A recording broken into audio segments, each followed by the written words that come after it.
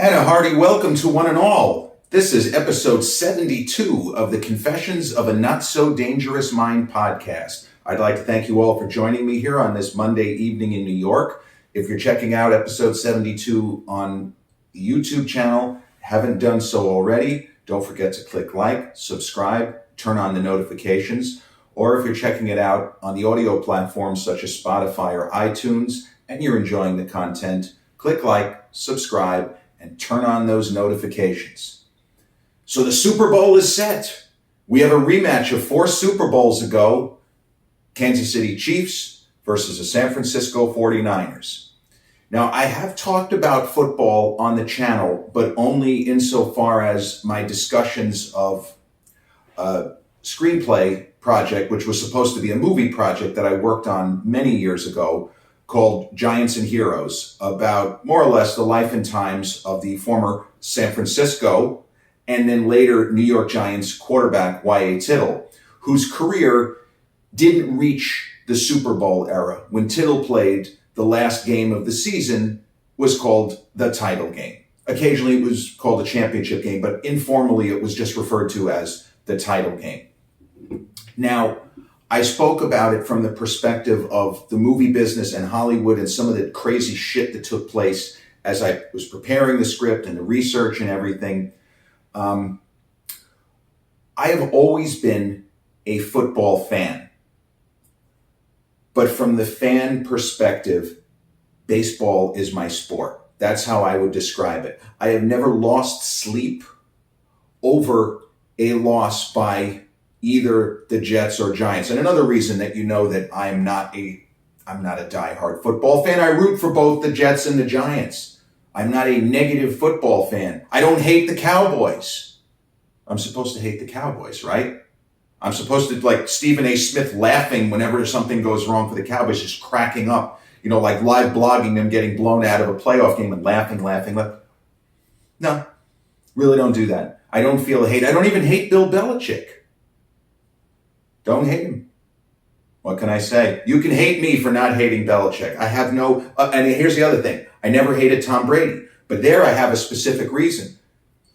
I would say more of a New York Giants fan than Jets, but I've always pulled for both teams. And when they play one another, which isn't very often, I kind of root for whoever has the ball last. But the Giants and Eli Manning beat Brady and the Patriots and Belichick twice in Super Bowls where, the first time they were a significant underdog. That was, 17 wins and 1 giant loss. That was the 2007-2008 season, Michael Strahan's swan song. And what a way to go out. Having a great game, being part of a defense that just beat the crap out of Tom Brady all day.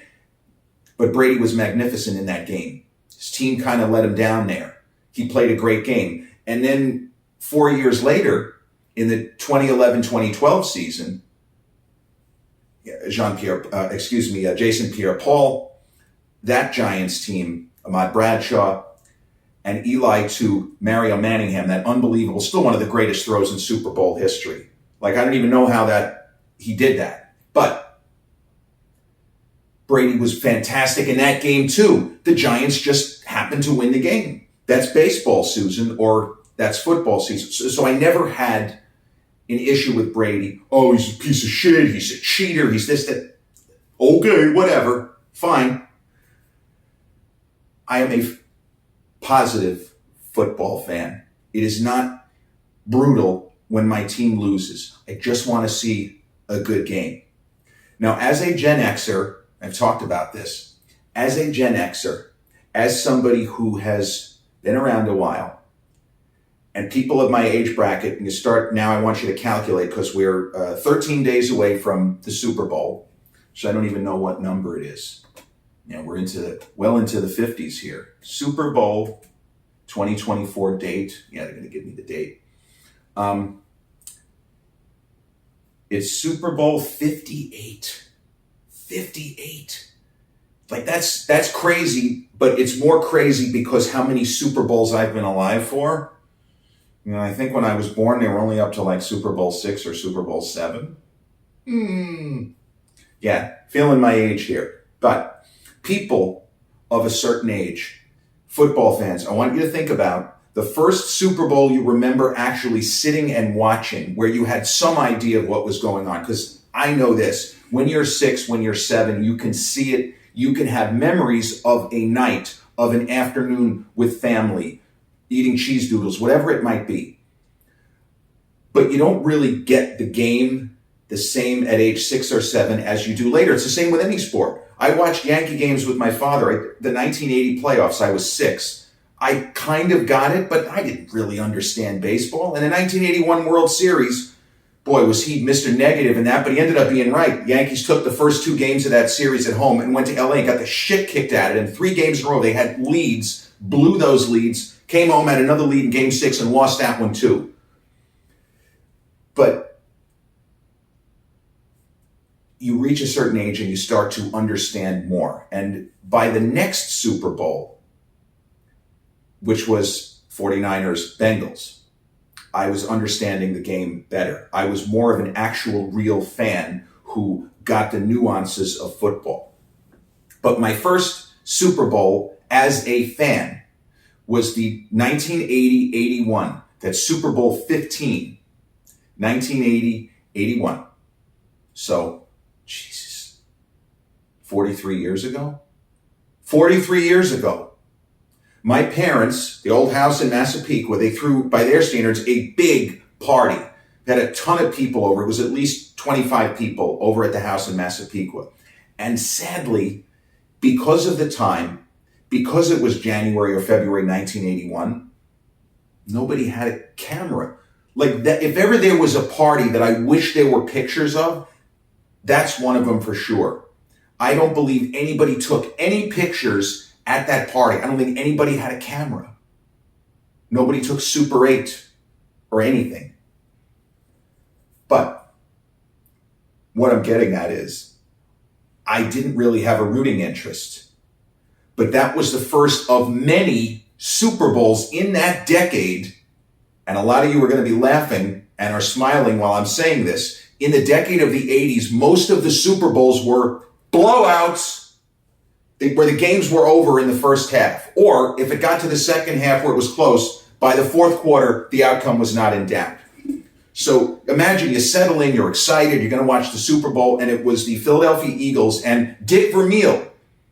The same Dick Vermeil who has been represented in 2 different movies by 2 terrific actors. Invincible with Mark Wahlberg. Greg Kinnear, Academy Award nominee, former host of Talk Soup on the E! Entertainment Network. Greg Kinnear very effectively plays the younger iteration of Dick Vermeil, who coached the Eagles. And it was that same run with Vince Papale, but I think Papale wasn't on the team anymore at that point.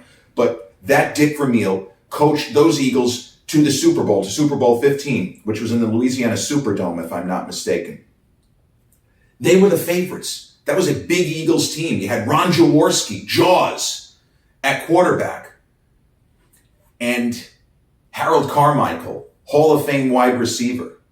They had a lot of terrific players. They were the favorites. Jim Plunkett and the Raiders, he had taken over for Kenny Stabler. Raiders were a wild card team to 10-6. And the Raiders went out there and just kicked the shit out of them. You know, when they talk about, you see a crazy score and you say, well, the game wasn't that close. The final score of that game was 27-10, but it wasn't that close. Game was over in the first quarter. It was 17-0 by the end of the first quarter. The game was donezo. And that was the first of, as I say, a number of just absolute blowout games in that decade. But I watched all of the Super Bowls in that decade, and there were a few great games, a few really great games. And I remember the following year, I went to a party with my parents with some family friends. We're sort of alternating. One year we would host and then they would host. The next year, which was Joe Montana's first Super Bowl, Super Bowl 16, was 49ers versus the Bengals. And that was a year that I had a rooting interest before the Super Bowl. I liked offense. I mean, it's like I was a kid. I liked the passing game. I liked watching long field goals. You know, everybody's got a thing. That was my thing. I had become a San Diego Chargers fan because the San Diego Chargers in that era to this day, many would argue that was the greatest offense ever. You had nothing but Hall of Famers and near Hall of Famers at all of the skill positions. from Charlie Joyner, Wes Chandler, Kellen Winslow, John Jefferson, Dan Fouts, Chuck Muncie at running back, who was only a notch below Hall of Fame himself. They were a fucking juggernaut. And they had won a game 3 weeks before the Super Bowl. You can Google this, and it's so incredible to just watch highlights. The game is called Epic in Miami. It was an AFC divisional playoff. The Dolphins were still playing in the Orange Bowl. And I watched that game in Florida at Grandpa Nat and Grandma Irene's condo in Lauderdale Lake. So really not that far from where the game was played, 20 miles away. And that was a game that appeared to be over early. The Chargers went out there and they were winning 24-0 before the first quarter was over. Like, that is absurd. But you felt that, the Charger defense was weak. That's why those Charger teams with Fouts and all of those extraordinary, many people consider Kellen Winslow the single greatest tight end who ever played the game.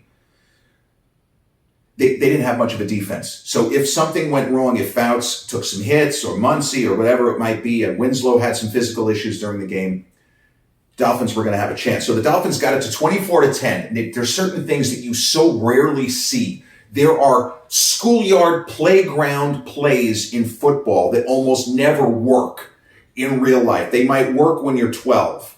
They might even work at the high school level. Probably not. But the score was 24-10, and the Dolphins had the ball somewhere near midfield, but there was only enough time for one more play. They were going to go to the locker room with the score 24-10. And by the way, David Woodley, who was the starting quarterback before Dan Marino, there's no Dan Marino. He hadn't gotten there yet. David Woodley was awful that day. And they brought in a backup, a guy with a strong arm who wasn't necessarily thought to be that great of a quarterback, but he could throw and he was tough. Named Don Strock. What an awesome name for a quarterback. Don Strock. So Don Strock, it's 24-10. And I'm like, all right, well, I'm a little kid. I'm 8 years old. This game is, it's going to be 24-10 at the half. There's only time for one more play. The Dolphins pull off a unbelievable hook and lateral, which so many things have to go right for this play to work. The idea of the hook and lateral is the quarterback throws a ball to an open receiver in the middle of the field who catches it, and he laterals to somebody coming around, either out of the backfield or it could be a wide receiver cutting across the field. Laterals, and then that guy catches it and you take your chances. Well, for reasons unknown, the last play of the half, the Chargers were not defending anything in particular. And so they made the catch and lateral. And Tony Nathan, who was the running back, was a very good player, Tony Nathan. Another guy you could Google. He is a really solid player. Tony Nathan caught the lateral, and when I tell you there was nobody there, there was no one there. Nathan took about 3 steps around the end and was already putting his arm up, signaling a touchdown. He had like 30 yards to go. No one was there. It was as if the Charger defense was asleep on the side of the field. You'll never see. You watch that play. You tell me if I'm wrong. Nathan is celebrating a touchdown way before he gets to the end zone. So, long story short, the game ends up going to double overtime. Both teams miss chip shot field goals. It was like 90 degrees, massive humidity. Kellen Winslow kept cramping, coming back in the game, cramping, coming back in the game. And finally, Ralph Benershka, future host of the daytime edition of Wheel of Fortune in the 80s, he retired young. It's a true story, Ralph Benershka. He kicked another field goal. The Chargers went to the AFC Championship game against the Cincinnati Bengals. And they went from 90 degrees and massive humidity. The Chargers-Bengals AFC Championship game was played under conditions that were so bad that they should have not played the game that day. The game is called the Freezer Bowl. There was the Ice Bowl, the famous NFL title game with the Green Bay Packers from the 60s, and Bart Starr with the quarterback sneak when guys had hypothermia and lost body parts from freezing to death that day. People say, guys aren't as tough as they used to be. You know what? Nobody should be losing fingers playing a football game and toes. All right, this tough and then there's that. But this particular day, the AFC title game, January 1982, the Freezer Bowl, the air temperature was like -2. And I don't even know, the wind chill, it was horrendous. So the Chargers Dan Fouts was freezing to death. And another thing you could Google, there is a picture of Dan Fouts on the field with his hands in his pockets. He looks like he's turning into an icicle. You can see his beard is frozen to his face. They played. The Bengals ended up winning. The Chargers couldn't do anything offensively because everyone was freezing to death out there. They just wanted to get off the field. I don't blame them. So that particular Super Bowl was somewhat competitive. But the 49ers, even though the final score that year was 26-21, the Niners had the game pretty much in hand in the second half. There was a couple of really good plays, long before Jerry Rice, but Montana showed that cool that he became known for. And without going into, as I like to say, the particulars of every year, the 49ers in the 84-85 season won a huge blowout that year. Huge blowout. I think they won by at least 30 points. The following year was the Bears' big season, 85-86, Mike Ditka. That was the year with William the Refrigerator Perry. People under 30 probably don't know who that is. William the Refrigerator Perry was a defensive lineman who could play defensive end. He was actually a pretty high draft pick, and he ended up becoming a running back and became a media darling overnight, made a lot of money off the field, didn't really have the career he could have, but he actually scored a touchdown in that Super Bowl. And if I'm not mistaken, the Bears beat the Patriots long before Belichick, 46-10. That game was over in the first quarter. It was not competitive. So, you get geared up for Super Bowl party. You're a kid, you're excited, and there's no game. The game is just garbage. Following year, the Giants, it was the first half was close with prime John Elway and the Broncos. Giants ran away with it in the second half. I think the final score was 39-20. Then the following year, the Redskins scored 28 points in the second quarter. Like, what the fuck is that? Absolute blowout. Redskins just torched, I think it was also the Broncos. And then the following year was a great Super Bowl. Following year, the 49ers beat the now Boomer Esiason-led Bengals, and that was a famous game. That's the game where Joe Montana, with the Niners down, I think, 4 points, needing a touchdown. They had to go 94 yards. There was like 3 minutes left in the game. And the Joe Montana story that he was so cool and calm, and in his mind, well, we're going to win this game. I don't give a shit. We're not losing. He turned his head to his left just before he got to the huddle, and he saw the actor, the late, great John Candy, sitting. He was sitting right there.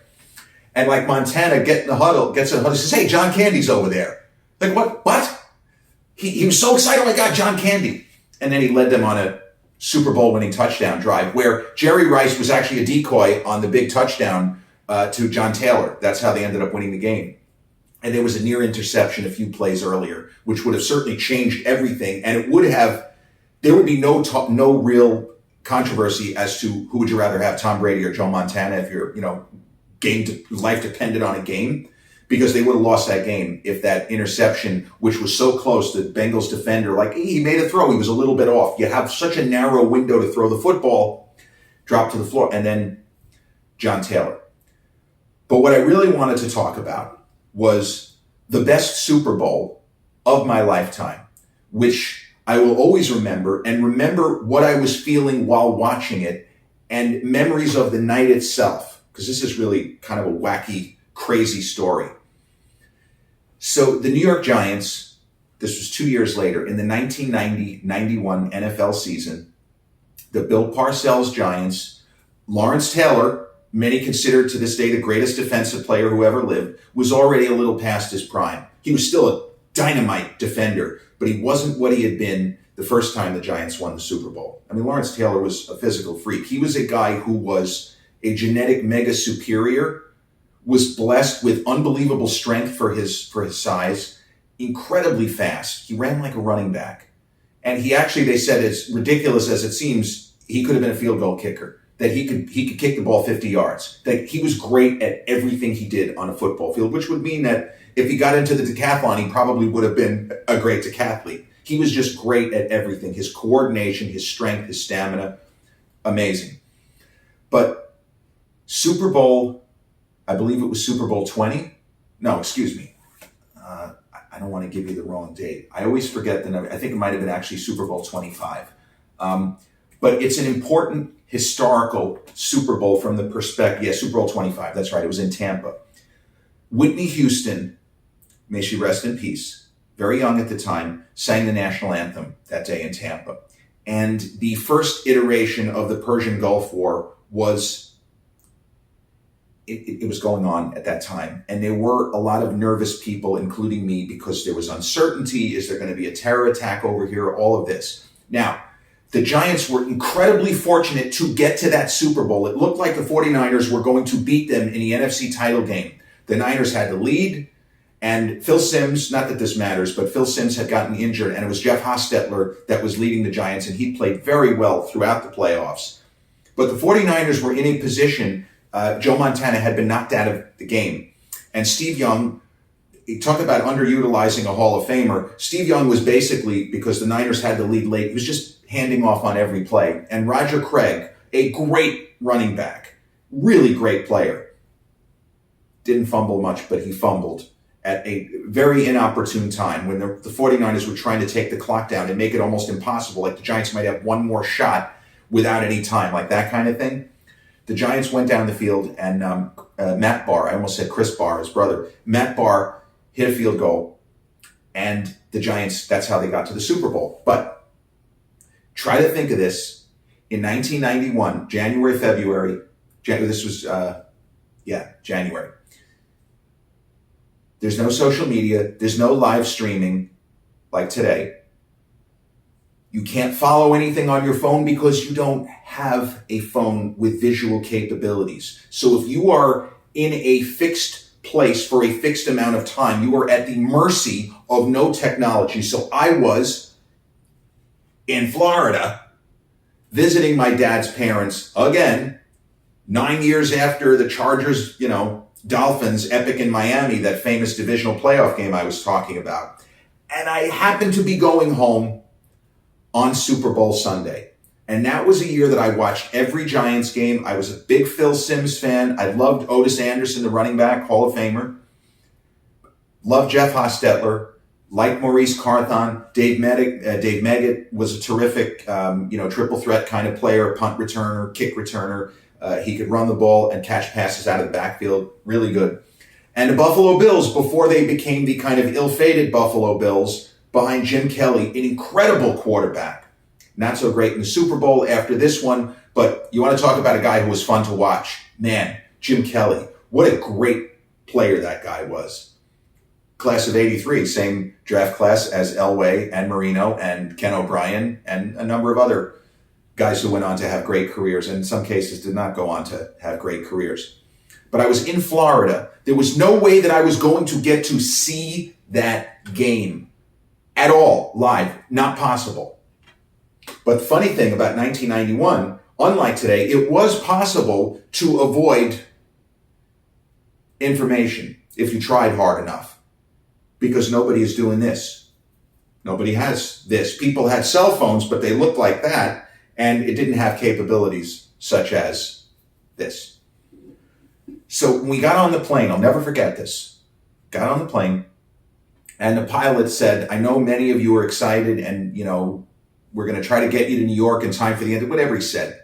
But we're going to keep you updated on the score. I'm going to ask at various points, and, everybody, even at, on the ground, the air traffic control, the tower, they're probably going to just be giving us updates, and we'll give you updates. And they gave us updates, and the last update we got, it was 12-3 Bills. And then the rest of the flight, even though we were probably close to landing, nothing. Now, here's the twist. My dad was watching the Super Bowl at a friend's in kind of, not really upstate New York, but like Westchester, a little bit further out than Westchester. And he had said, he knew I was going to get home before him. We calculated if the flight was normal time, I was going to get home before him. He had given me money for a cab, or Grandpa Nat had given me, that part I don't remember. But I was going to get home at least an hour before him, assuming that everything went according to Hoyle. So my goal was, even though I knew it was 12-3, when I landed, I kept my head down, and I desperately tried not to find out the score, because on a good old-fashioned VHS, VCR, Dad had started the recording at 6 o'clock, knowing that the kickoff was going to be 6:18 or whatever the exact time was. And he set it for the whole tape. So I was going to get home and the tape was going to be going like 4.5 hours. And I just hoped, of course I was hoping the Giants were winning or somehow came back. When I heard they were down 12-3 and there had been a safety, which meant the Bills were going to get the ball again, in my mind I said, they're fucked. They're going to get blown out. I'm going to get home, the final score is going to be 30-6 or whatever. I was a negative kid, but at that point it made sense. The Giants were not the favorites. Yes, they had a tough defense, but the Bills were just running through everybody. I mean, they weren't even playing competitive games. Their offense, the so-called K-gun, it was almost a run and shoot. And Thurman Thomas, another Hall of Famer, in his prime. Andre Reed, phenomenal wide receiver. They had so many great skill players there. But I remember, got home, we were living in an apartment in Woodbury at the time, just off of the 135 on Jericho Turnpike. It's now called Eagle Rock. Got home, somehow I had avoided anything. I had headphones, whatever I was doing, I put stuff, I didn't want anyone to spoil it. So I got in, and as expected, I knew Dad was at least an hour away, if not 90 minutes. Because I didn't know when the game exactly had ended. It probably had ended within the last 20 minutes, though. And then, you're going to schmooze, you hang around for a few, and then go. But it was at least a 2-hour drive from where he was. So I got home, and based on, I look at the watch, I calculate, okay, the game is definitely over by now. There's no way that if the kickoff was 6:18, it's now 10:50. Game's over. So I take a chance, and I stop the tape, rewind it, and I'm not going to watch everything. I am going to fast forward until the score is 12-3. So that's what I did. I fast forwarded until the score was 12-3. And lo and behold, Buffalo did not score on the ensuing possession after the safety. Giants came back, and the Giants ended up scoring. And the game then was back and forth. And I didn't know what was going to happen. It went back and forth. Otis Anderson had a famous run where he delivered what amounted to an uppercut to a Bills defender. I'm not sure if it was Steve Tasker. It might have been Steve Tasker, terrific player. But Hostetler took some shots and some hits. He made a couple of really nice throws. He made a great throw to Stephen Baker. And the Giants had the lead late. They had a 1-point lead, but you knew the Bills, even with not that much time, and I don't know if they had 2 timeouts or 3 or whatever it was, but you knew that Jim Kelly and the Bills were going to move the football, and they did. And the game had already been over for at least an hour. But in my mind, I was watching it as it was happening, even though I'm stopping and fast forwarding through commercials and doing all of this shit, because I have no idea what's happened here.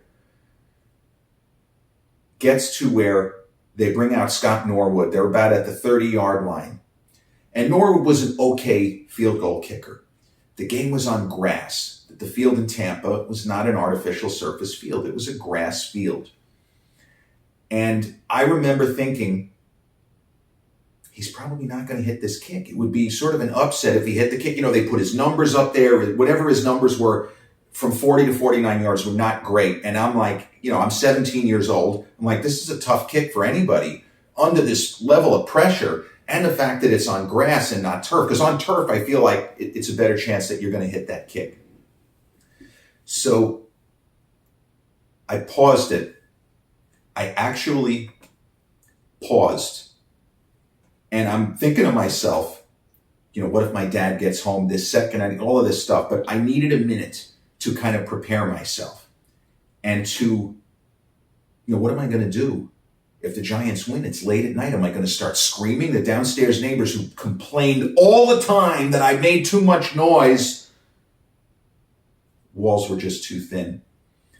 What was I going to do? I wasn't going to go nuts if they lost. Again, it wasn't like with the Yankees. But gave myself a minute. On my time, my terms. It took about a minute. I said, okay, we're going to watch this play. We're going to watch this kick. Even though the game had already been over. The Giants already had won the Super Bowl. I didn't know that. I clicked the play button, and Norwood boots the ball, and immediately, as soon as it hit his foot, you knew it was gone. He missed it. Wide right. And the announcers, I think it was Dan Deerdorf and Al Michaels and the late Frank Gifford, Y.A. Tittle's old teammate, Frank Gifford, they were I feel like they were almost in a state of shock because none of them thought the Giants were going to win the game. And, I don't want to say it's a weird way to win, but a missed field goal is not how you expect a Super Bowl to end. Not that Super Bowl. And so it was like the field goal missed, and then not just the TV announcers, but if you listen to the radio call, the way that some of the different announcers were saying Giants win, almost like they couldn't believe what they were saying. They didn't expect the game to end that way. And Everson Walls, there's a famous shot of Everson Walls putting his hands to the heavens.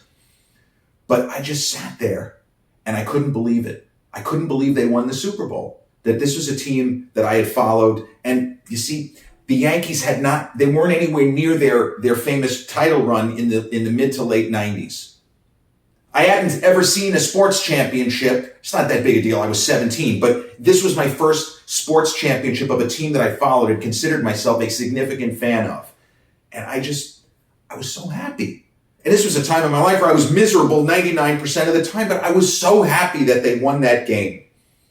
And sure enough, as I'm sitting there smiling, knowing that, the game's been over for a while, but for me, it's like it just ended. And again, I fast forward through the commercials, watch the post game. I think Otis Anderson ended up taking MVP and not Hostetler. Either one would have been a good pick. Haas was great. He was so good. Imagine coming in relief for a guy like Sims, fantastic quarterback. My opinion, should be in the Hall of Fame. But Hostetler was so tough. He was so good, and he had the legs. He wasn't like a fast runner, but he had the scrambling ability, so he had a little bit of a different dimension to his game. He wasn't just a pocket passer. But as I sat there watching the post game and the excitement, and the president of the United States used to call the winning coach. So you watch the first President Bush call Bill Parcells and Wellington Mara and everything. And my dad came home. It was very late, obviously. He went upstairs and he saw that I was watching it. And first off, he was happy that it worked. He was happy that the recording went exactly as it did, because I got to tell you, there were a lot, and this is something that's lost on anybody under 35 and probably even under 40. There are a lot of really smart people, like high IQ, 130, 140, 150 IQ people who never figured out how to program a VCR. They just couldn't do it. My dad was happy that he, in fact, programmed it exactly right. I got to watch the game. He got to see the game. And he came upstairs. My dear old dad, may he rest in peace. It's hard to believe, but my father at that time was about a year and a half younger than I am now. And he smiled, and he sat down next to me, and we watched another half hour, 45 minutes of the post game, which he didn't see because he wanted to get home. We watched it together, and neither one of us could believe it. We won the Super Bowl. The Giants, they had won the Super Bowl 4 years prior, but this was such a shock. That Bills team was a juggernaut. But they won.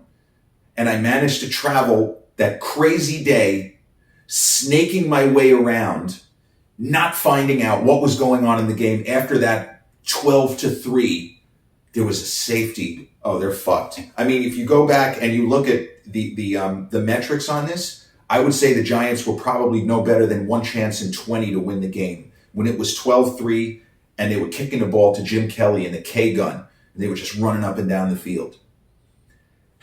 But when I think football, and when I think Super Bowl, in all of the Super Bowls of my life, that's the most memorable one. Yes, as we said before, the 2 Giants championships with Eli, the first one especially, where Eli was about 6 weeks away from, we got to get rid of this guy. That famous game where he threw 3 pick sixes. Eli's a bust. Fuck him, get him out of here. And then however many weeks later, they win the Super Bowl with his brother Peyton cheering him on. Another thing I absolutely love to see was Peyton Manning and Jeremy Shockey, a little bit of a controversial figure, wasn't able to play, cheering him on. And Eli just being dynamite in that next Super Bowl. where the Giants beat Brady and the Patriots. Remember that final Hail Mary where it looked like Gronk had a chance to make a play.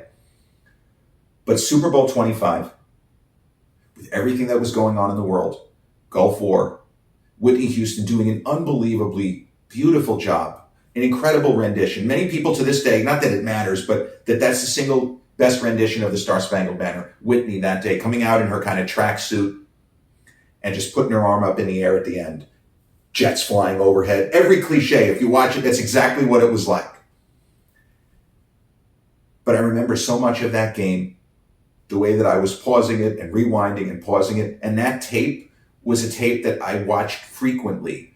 Go to the highlights. Almost like a YouTube before YouTube. I was doing my own YouTube where I figured out if I touch this for 3 seconds, it moves to this and then that. That's my greatest Super Bowl memory. And if you're a fan, regardless of sport, whether it's football, whether it's baseball, whether it's hockey. See, I was an Islanders fan, but not really a big hockey fan. And I was too young when they took the 4 straight Stanley Cups. I didn't really get to enjoy any of that. The Knicks have not won a World Series. Knicks have not won an NBA title. They got close. They had big teams, with Pat Riley in the 90s. They made it to the finals in 94. They should have won that series. They didn't. And 93, that awful Game 5, they had a chance to beat Jordan and the Bulls, the first iteration of Jordan before his retirement. Didn't get it done. That was brutal. I was at Game 5, 1993 Eastern Conference Finals. Worst loss I've ever absorbed as a fan in person. But the January 91, New York Giants, Buffalo Bills, Super Bowl 25. My first fan season of any sport that resulted in a championship. And unfortunately, there are a lot of fans, just by virtue sometimes of geographically where you live, who have never experienced their team winning a championship. And I'll just say that I hope, if that's the case, I hope you're either a Chiefs or a 49ers fan watching your first Super Bowl and your team wins this year. And with that, we have reached the end of episode 72 of the Confessions of a Not So Dangerous Mind podcast. I'd like to thank you all for joining me again on a bit of a trip back to the past, but with eyes on the Super Bowl that's coming up in 13 days. If you checked out episode 72 on the YouTube channel and you enjoyed it, you dug it, you like my take on football compared to baseball, or if you don't, give it a like, subscribe, turn on the notifications. Or if you caught episode 72 on the audio platforms like Spotify, iTunes, Amazon Music, or iHeartRadio, if you liked it, click like, subscribe, and turn on the notifications. I'll be back with episode 73. Won't be about football, most likely. Real soon. Until then, take care, and I just hope we have a great Super Bowl this year. Peace.